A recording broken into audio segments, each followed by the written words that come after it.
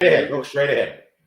Welcome to episode 24 of Sports Talk on Our Time. My name's Frank Verdecchia. I'm here with retired Pittsburgh Trib sports writer, the legendary Jerry DiPaola, and we have a special guest today, former Penn State linebacker Scott Gobb from the glory years of the 1980s. And welcome to the show, Scott. Hey, happy to be here. Happy to be here. Yeah, it's So, Jerry, you have a rant here today you wanted to start with about the Steelers. Yeah, I've been thinking about this all day, and I'm going to start off by saying, first of all, the Steelers are a bad football team. All right, let's get that clear. They're a bad football team. Mike Tomlin and his staff have done a bad job of picking players, developing players. Omar Khan has done a bad job of building the roster. Art Rooney takes a lot of blame what's going on. Everything is going wrong over there. That doesn't mean that people could stand in Acrisure Stadium and scream, fire Tomlin, just because they've had a couple beers in them and they feel that they feel empowered. Oh, let's get rid of Mike Tomlin. Maybe Mike Tomlin is doing a bad job this year. Maybe he shouldn't be the Steelers coach in 2026. But that doesn't make it right to stand up there and make a fool of yourself. I tell you what, I was talking about this earlier with Frank. Frank, think of the person you respect the most in life. If you saw that person standing up with a beer in his hand, spilling beer all over himself, yelling "Fire Tomlin, you would be embarrassed. I would be mortified if one of my kids did the same thing. I realize he makes $16 million, but there's also such thing as decorum and doing the right thing. And standing up and saying "Fire Tomlin" and then cheering. Remember 2 years ago when Matt Canada was fired as offensive coordinator. The guy on the radio gets on and starts whooping and hollering, "Oh, Matt Canada was fired. Oh, it's a great day for the Steelers." Crazy. Sports isn't that important. I think. I'm done. Well, I know. It's important to a lot of people, and I think the fact these guys make so much money that it's absurd. And I think they feel like, as long as you're not throwing stuff at people. What happened to Cordell Stewart is the worst thing. One of the worst. That's probably one of the biggest black guys in Pittsburgh. That's worse. That's worse than what happened. But yes, fire Tomlin. I mean, it's the Steelers. Art Rooney II has got a serious debacle on his hands here. He should have gotten rid of Tomlin last January, and he should have started the rebuild. The Steelers come up with this, we got to reload, and they keep forgetting that the gun is pointed at their head while they keep reloading. And you gotta. That's funny. Yeah. Good point. Good points. You have to. I would have traded T.J. Watt. I said this in July. I would have traded Watt. I would have, and gotten what I could. If you get 2 second-round picks, you get 2 second-round picks. Cam Hayward, I might have told, hey, you're not getting any more money. This is what you got. You take it or leave it. And you get the draft picks. And next year, you get your picks. Maybe you get your quarterback next year. And once you do that, in 2027 is the year that you're gunning for. Now, here we are in 25, and Scott, you probably agree, this season's lost. I mean, they're still playoff bound, but I'm not bound, but they're still in the hunt. But, Scott, go ahead, chime in. What do you think? Finish up with I agree with they should have traded T.J. Watt. Myles Garrett is number one, the best in the NFL, in my opinion. I agree. But you know what? TJ could definitely help somebody get to the Super Bowl. And he came at an expense, right? So it would have been beneficial to the Steelers if they felt that they couldn't get. Tomlin is a great defensive guy, and I'm not a fan of the defensive coordinator currently there. I think Tomlin has him under his wing, but he's not Tomlin. So, in my opinion, they need to change a lot of things. And if they're not going to try to rebuild, in the sense of getting rid of players that matter, that can give you draft picks, because you need a quarterback in the NFL. If you don't have a quarterback, it's a tough road. The defense is not going to win a Super Bowl for you. It's going to help you get there, but it's not going to make it. No. You know what I mean? Not going to happen. And Jerry, I mean, what do you think? Do the Steelers go for a quarterback next year? Do you reach? Boy, they have so many needs, coming up. They need a wide receiver. They need a defensive lineman. Because Cam Hayward, who embarrassed himself yesterday with those personal foul penalties, he's not going to be around next year probably. They need defensive linemen. They need offensive linemen. They need tackles. These tackles that they drafted in the first round, I give them credit for trying to build up that line with first and second round picks. But these guys don't seem to be working out. And they definitely, I think wide receiver is a bigger need than quarterback. Although, you know, if Aaron Rodgers retires, what do you do? Do you give it to Rudolph, who threw in a triple coverage yesterday? I heard the radio today. People were saying Will Howard should be the backup quarterback next week in Baltimore. Will Howard hasn't taken an NFL snap yet. You know, and Rodgers, I think he looked like an old man yesterday. I think he's going to retire. I really do. The season isn't turning out the way he likes. I guess he said to reporters yesterday that there was one player, either a tight end or a wide receiver, who was supposed to go to a meeting to talk over things, the game plan, and decided to blow off the meeting. Imagine that. Scott, what would Joe have done if you had blown off a meeting you were supposed to go to? It was voluntary. It was voluntary. Yeah, listen, you had to set your clock like 7 minutes earlier, so you were always early for a meeting with Joe Puck. You always wanted to be on time, and on time meant that you were there like 7 to 10 minutes early. Right. That's just how it was. Yeah. And you never missed one, did you? I know you didn't, but none of those guys, none of your teammates ever did it either, right? No, they did not.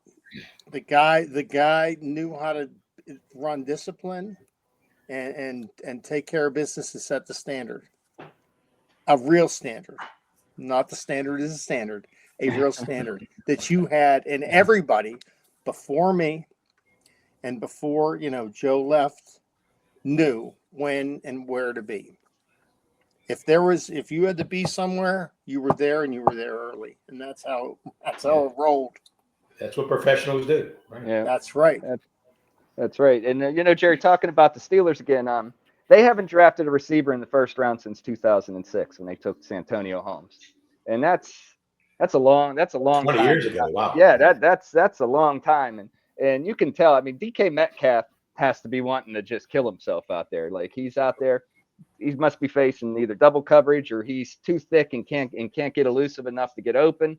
Calvin Austin, no catches. No receiver had a catch other than he had 3 of them.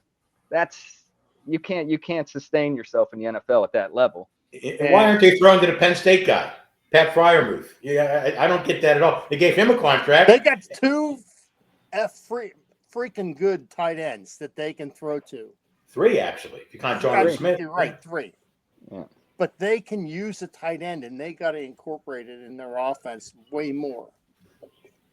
And I didn't even know Fryermuth played yesterday. That's how insignificant he was, that they weren't even trying to get him the ball. And, Jonnu Smith moved it the wrong way. You could tell how pissed Rodgers was there whenever he wanted Smith to go over the middle. And that would have been a touchdown. It was wide open. Wide open, yeah. Wide open. But it's in the Steelers, how do you give up 249 yards rushing yesterday? 4.9 yards ever in Acrisure Stadium. And they're just getting pushed around like you can't. That is not Steeler football there. And if there even is a thing called Steeler football, they should be embarrassed. Every one of them, coaching staff, players, they all should be embarrassed. And I can understand the fans' frustration. But you don't have to act out like they acted out. But still, this team is so far down right now. And for 6-6, it's not. If you hadn't seen the first 12 games of the season, and you saw the Steelers were 6-6 and in a tie for first place going into Baltimore, the team you're tied with coming up, you would think, well, that's not too bad. But the way they played the last several weeks, except for that Cincinnati game, it's disgraceful. Yeah, it's I looked up something too, another stat. Not Patrick Queen. Peyton Wilson has 103 tackles. Only 5 of them are for a loss. Yeah. I mean, Scott, being a linebacker, I know, you probably had to, linebackers get a majority of the tackles, it seems like most of the time. But if you're making a tackle 5 yards past the line of scrimmage every time, that's not really. That's not good. You want to be first and 9. Second and 9. Third and 7. You don't want to be, first and 2 or second and 2. Second and 2. You want to make sure that you know what they're going to do next, right? So if you can stop them out of the gate, but if you get the run and set up the run, you're going to be biting on play action all the time, and you're going to be able to get a first down. And so once the run's established, you're kind of in a tough situation.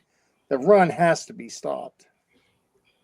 And yeah, and that's something the Steelers haven't done since the early not the early, but I'd say the early teens pretty much. Well, they were shoved around by the Ravens in the playoffs last year. When the Ravens ran for 199 yards in that playoff game, 299 yards. 299.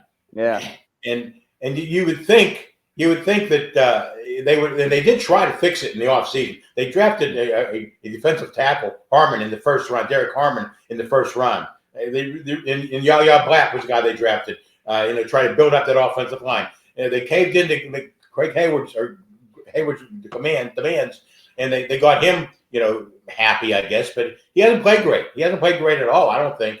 And him talking about how he's frustrated because quarterbacks get protected and he doesn't get protected. And oh my God, Josh Allen, kicked him in the stomach while they were down on the ground.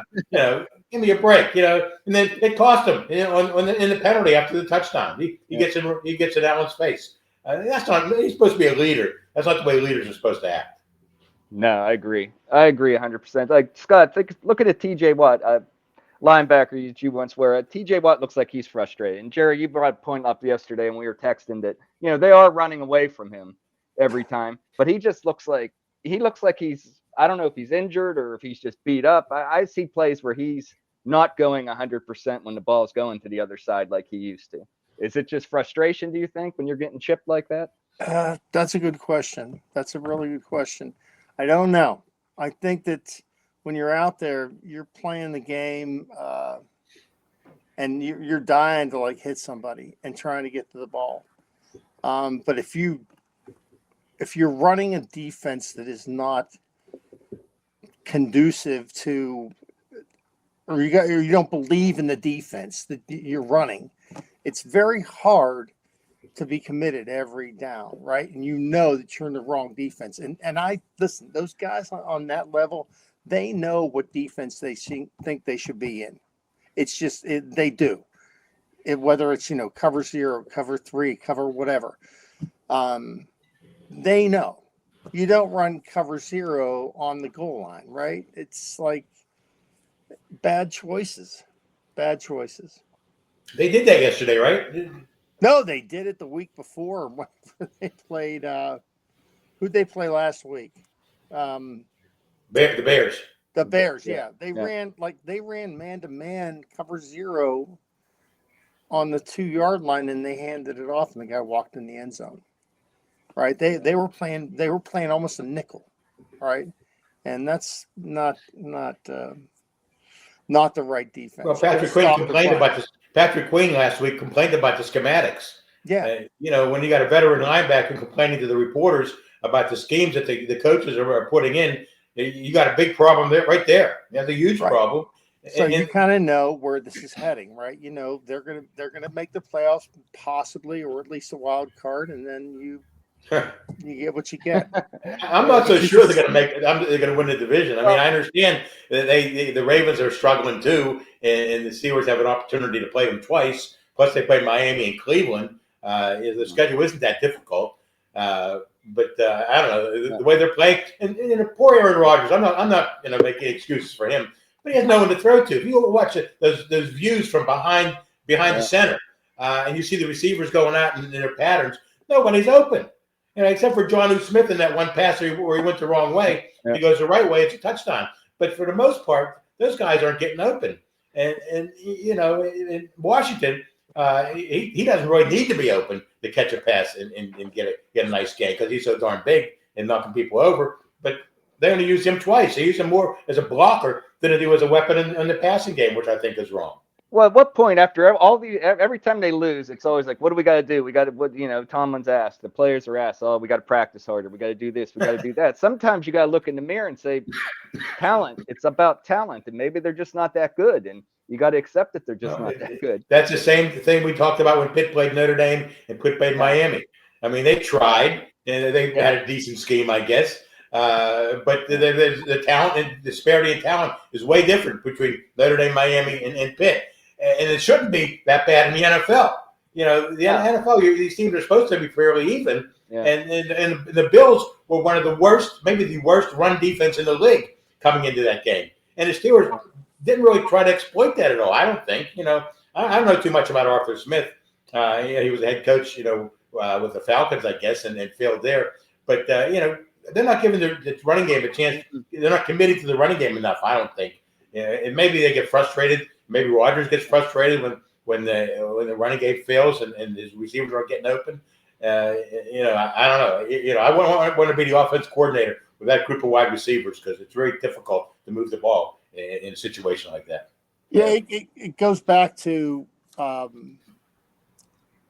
being 2nd and 9 or 3rd and 7. Like anything that's beyond 5 yards, you kind of know what's coming next. It's just draw play, a screen. What's coming next. So if they're in a position and they're not like 2nd and 2 or 3rd and 1, and you're 3rd, 2nd and 4, 5, it just is. What to play. What defense should be. It should be played, and they're going to watch the run, but it's probably not going to be a run. It's going to be a pass. And so once you know that, you put the right coverage on that, whether it's man-to-man or whether it's zone, depending on where your threats are. So let me ask you this, guys. Steelers got 5 games left. What do you think their record's going to be in those 5 games? Scott? I think they're going to be like 500 or a little bit better. That's what they always do. Well, out of those 5 games, what do you think? How many are they going to win? 3, maybe. They're going to listen. There's going to be a surprise game that they win in there, and you guys should know. That's right. That's the NFL, isn't it? That's the NFL, exactly right. As bad as you look, things can change like that in the NFL. But the way I see it now, my opinion now, so on this Monday night, 5 games to go, 2 and 3 is probably the ceiling for this team right now. I think they'll beat Miami, and I think they'll find a way to beat Cleveland. But you got to play in Baltimore. I realize Baltimore didn't play very well against Cincinnati on Thanksgiving, but they have been playing well before that. And if Lamar Jackson maybe gets a little healthier as the season moves on here in December, I think they're going to be a difficult team to beat. They play the Lions too, and the Lions are struggling a little bit too. But they're going to be faced with the desperation of their backs against the wall to win the game. Oh, no doubt. I think 2 and 3, and if it's 2 and 3, you know what that means? That means 8 and 9, the first losing season for Mike Tomlin. Yeah, and you know what else that means? Maybe the 21st overall pick, and maybe they can get another offensive lineman from the SEC. The 21st overall pick. Maybe that's the problem. I'm not the kind of guy that wants you to tank just so you can get a higher draft pick. But they really need to pick higher than 21 next year. I see them beating the Dolphins and the Browns if they're going to win any of those games. But let's transition to college football. And one quick thing, Pitt we're going to talk about. I have a lot of gripes about Pitt, but Scott, when you played, and if you made a tackle with Joe Pa, and you got up and danced and felt the need to flex and then taunt the kid, and then you got hit. You say it was a 3rd down. You're looking at 3rd and goal. You're in the game still. You make a play. And instead of just like running off the field being excited, you decide to stand over him and maybe tell him he sucks and so forth. No, listen, the discipline that Pitt showed, and it goes back to the head coach. It's discipline. You can't do the stupid things, right? Like hitting somebody out of bounds. Yeah, you want to do it, but you know better, and you've been trained better, right? The stupid mistakes that they made to kill themselves and shoot themselves in the foot on Saturday was brutal watching that, because it's discipline. It's what you're taught from the straight down from the coach to the position coaches. You can't make this stupid mistake, and it will happen in practice. And if you don't correct it there, and they understand how important it is to not make a stupid mistake. There's a huge talent disparity between Notre Dame and Pitt and Miami and Pitt, but that's not an excuse for losing big every in both of those games. They were blown out in both of them. And part of the reason they were blown out is because they're doing stupid things, making stupid penalties. Yeah. And the Steelers are Pitt. Pitt is number two, second most penalties in the AFC. Yardage per game, and a number of penalties. Second worst in the ACC. And you got to really think about where that's coming from. I mean, Narduzzi doesn't want them to do that. He doesn't coach them to do that. And I was around him for 14 seasons, and I understand he gets frustrated when things like that happen. But when they do happen, it's a reflection of the coaching staff, because these kids are supposed to play under control. Top Well, down. How do you fix it? How do you fix it? If you say he doesn't want to do it, how do you fix it? Get these kids to say, look, you're out there to make this play. You're not out there to dance and then cost us a new set of downs on the other team. And I don't know. I think he does tell them. He gets good with them on Sunday, and he talks about all the mistakes that they made. That doesn't mean they're not going to make mistakes again on Saturday. And they respect him. They listen to him. But sometimes their emotions get out of control, and they can't control themselves. And that's bad. And the coach maybe has to be a little stricter. Put some punishments in. We don't know what goes on behind closed doors. Are these kids getting punished? Right? If something like that happens, they have to do extra push-ups or run laps or something stupid like that. I don't know. How does the coach stop it, Scott? How did Joe Paterno? How did Joe stop those kind of things from happening? Well, one, we were never. They didn't happen at Penn State. No, it didn't, and nor was it really allowed then. Right? It's allowed in the era of today's college football. No, that's true. It is definitely, there's a lot more pro football aspects to it, and they're allowed to do and get in your face and go and but you were supposed to just do your job. That's all. And you might make a good play, and then you get up and you're like, hey, yeah, right. But you're not chirping to the point where you get a flag. You'll make a mistake, and many have, including me, where you hit somebody out of bounds and you get a 15-yard penalty.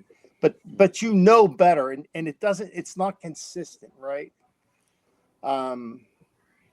It comes from the top down. You have to set the standard that you don't make these stupid plays. If you get two 15-yard personal foul penalties in the same drive, right, there's a problem coming from up above, because it's not being passed down and saying this is what's expected. Because we can't make those kind of mistakes, because they ultimately end up killing you. Especially against good teams. Yes. Hey, when in your time at Penn State, when players did something like we're talking about, personal foul penalties, dancing, showboating, what did the coaches say to them? What did Joe say to them? Joe, it was unacceptable. It was unacceptable. It was unacceptable across the entire staff. It was set from up above that you are not supposed to do that.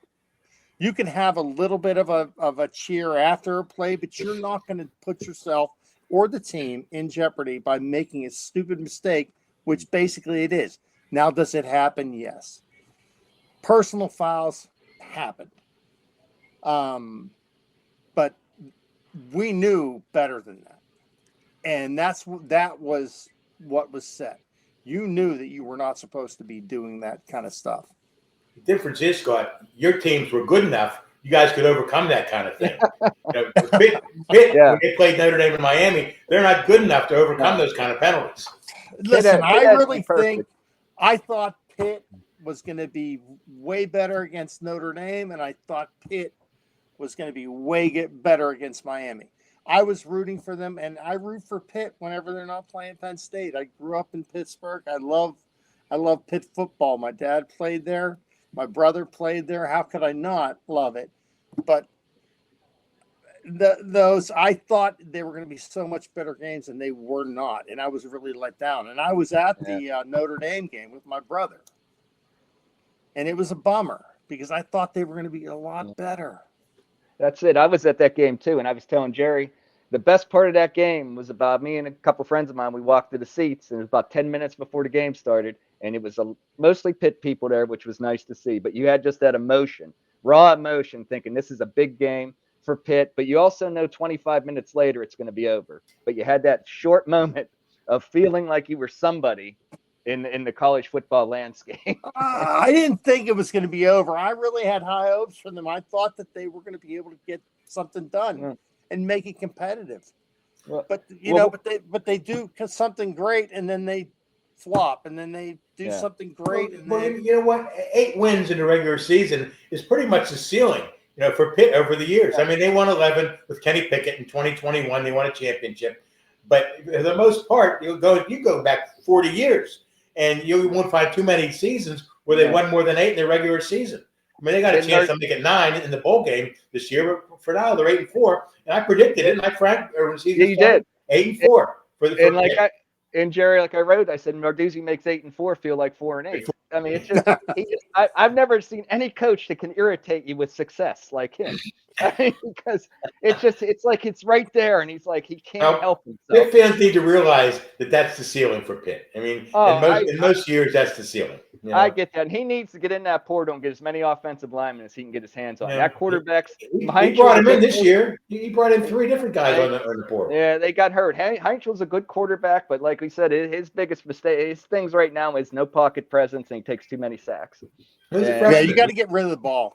Yeah.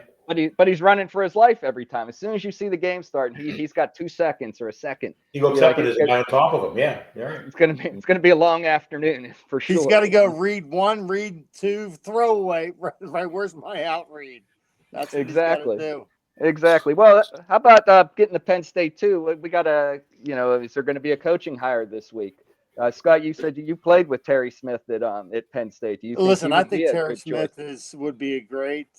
Well, he would be awesome because he would bring back the connection that kind of what Joe created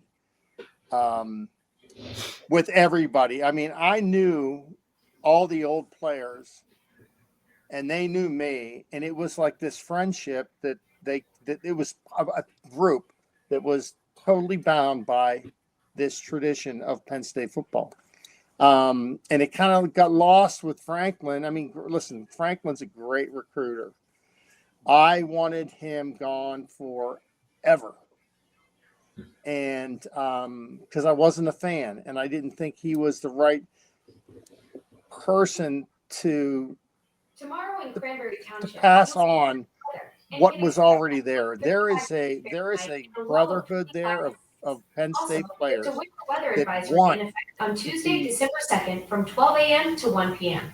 Hold on, all right, we know that it's going to snow tomorrow. Sorry, that was my. It's snowing tomorrow. That's my Alexis. I'm sorry. And listen, if I should have turned the microphone off. Terry could, and listen, there's coaches out there. Al Golden, he could be the head coach. I mean, Schiano to some degree because he was a GA when I was up there, and I think he's a great coach. I mean, he should have probably not gone to the NFL and stayed in college, but that was his choice, right? But there are people out there that can bring it back, and it will create an excitement, and because that's what you need. Franklin, the whole thing changed whenever Franklin was up there. I honestly wish O'Brien would have stayed. That was my guy. I loved that guy. Well, what is it that? Well, Scott, let me ask you this, because everyone knows how much I hated James Franklin and couldn't stand him because I thought he was an arrogant. I just thought he was just trash. But you coming from a Penn State perspective, now a Pitt guy, there's a reason why you don't like Penn State's coaches and so forth. But being a Penn State guy, he was winning 10 games a year, 11 games a year. He came within a half of getting to the finals last year. So when you're looking at it from your perspective, what is it about James Franklin that just drove Penn State fans crazy, or alums? Or he can't, look at his record against top 10 or top 20 teams. Yeah, and I think he's an arrogant person. And I'm going to tell you a story, and I don't know this for a fact, but this would make sense given who he is, right? At the end of last year, after they made a run, right? Mm-hmm. He went to the AD and said, listen, I want to extend my contract. I got five years in. I want to extend it 5 more years. Did you guys, I don't know if you heard this or not. Did you guys hear this? Yeah, I did hear that. Yes, I did. Yeah, you know what. So he went to the AD, and the AD. I'm not saying I know that it's true, but go ahead. No, I agree. I Mhm. again don't know if it's true, but it's kind of on. It makes sense. It's on point. Go ahead. I'm He sorry. Go went ahead. to the AD and said, "Listen, I want to extend my contract 5 more years." And you're like, "Okay." And the AD said, "No, I'm not. We're not going to give you 5 years." So he'd have 10 years left to be the coach there. So because he did not make it to the championship, right?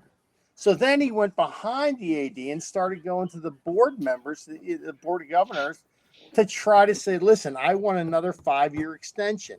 I want a 5-year extension. And that is just, you don't do that. That's kind of devious bull crap. And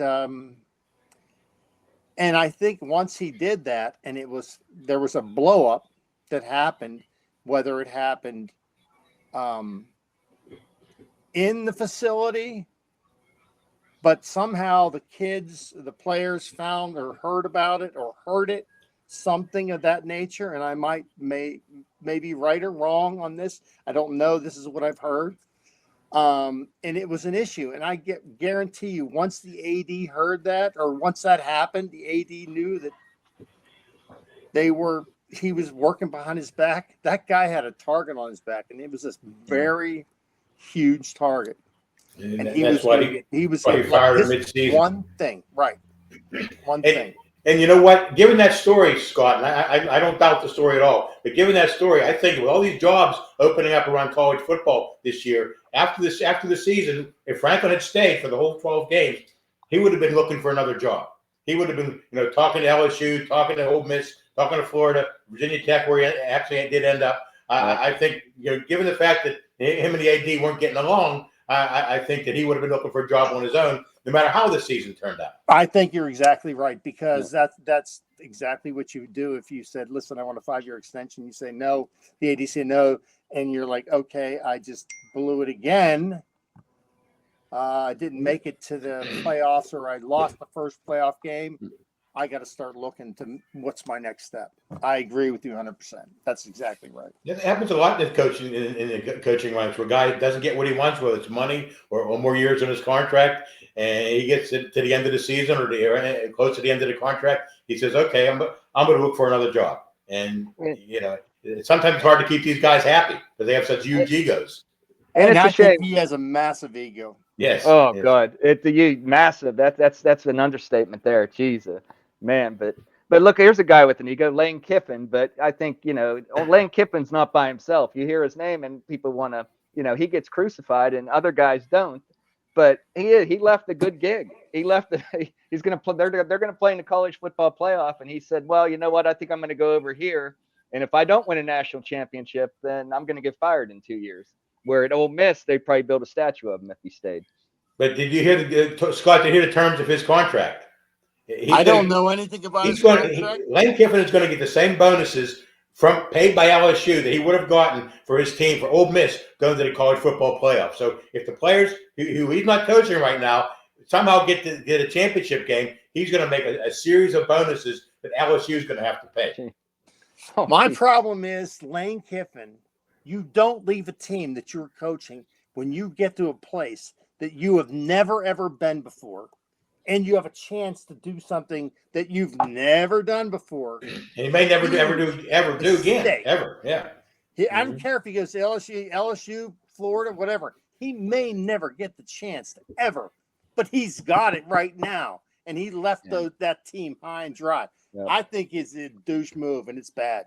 I think he must have been told that they have a bottomless treasure chest of money, because I could not see taking that job unless you said, we have so much NIL money, you can buy every player, you can buy all the 4- and 5-star players you want. Because why else would you go? Because money cannot be that much of a factor. The guy has to be a millionaire 30 times over or something. Well, money's going to be a factor, in college sports from now until forever. We had Manny Navarro on last week from the Athletic, covers Miami football.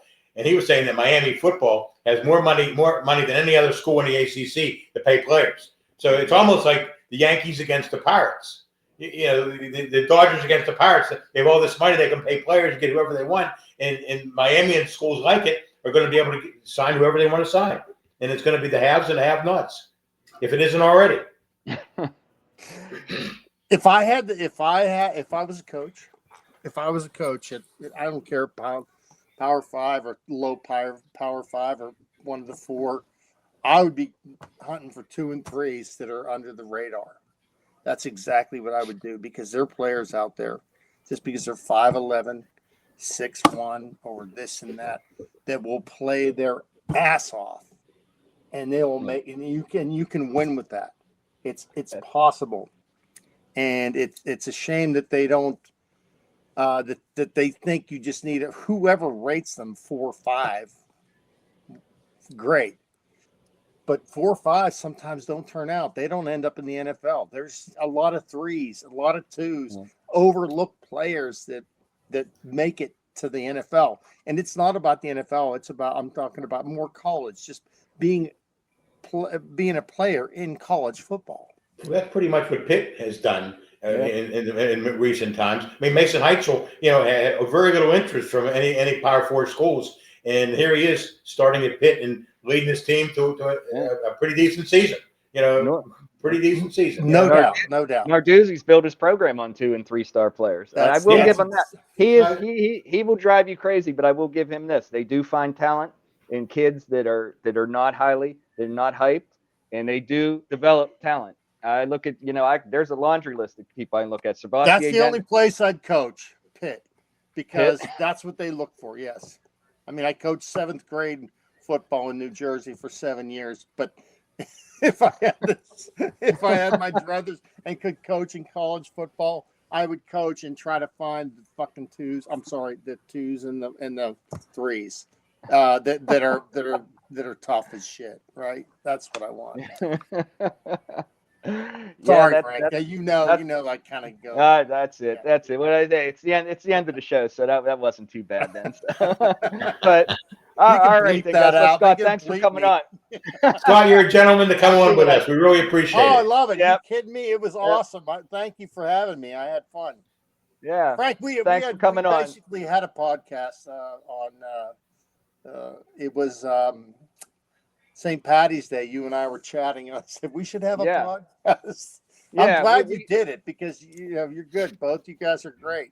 We'll get you on before next football season. How's that? We talked about. I got to do a little more homework. You guys are way more versed than I am, but thank you for having me. It was fun. Oh, really thanks for coming on. All right, guys. Scott. Have a good night. Take care. Happy holidays to you and your family. You too. Okay. See you.